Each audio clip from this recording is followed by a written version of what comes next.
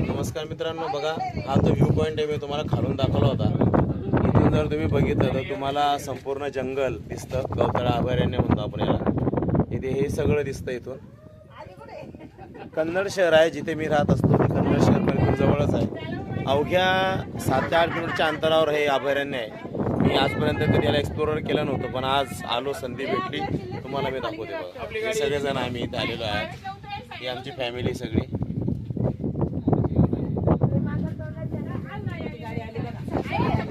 हे जे गवताळा अभयारण्य आहे हे संभाजीनगर जिल्ह्यापासून कन्नड हे शहर आहे 60 किलोमीटर आणि तिथून अवघ्या 5 किलोमीटर हे अभयारण्य आहे। आणि जर तुम्ही बघितलं, जर तुम्ही संभाजीनगरला गेलात तर संभाजीनगरला या अभयारण्याचे मोठे मोठे असे बॅनर लागलेले आहेत। तिथे म्हणलेले गवताळा अभयारण्य असं म्हटलेलं आहे, तेच हे अभयारण्य आहे। इथून जर हे अभयारण्याचा जर आपण विचार केला, जवळजवळ 250 किलोमीटरपर्यंत या अभयारण्याचं क्षेत्रफळ येतं।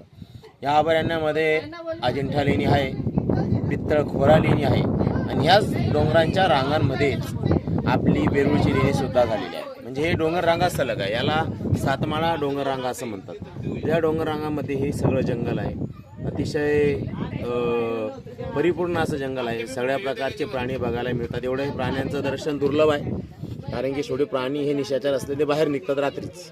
त्यामुळे जर तुम्ही रात्रीचा प्रवास केला तर तुम्हाला एखाद्या बिबट्याचं दर्शन इथे होईल।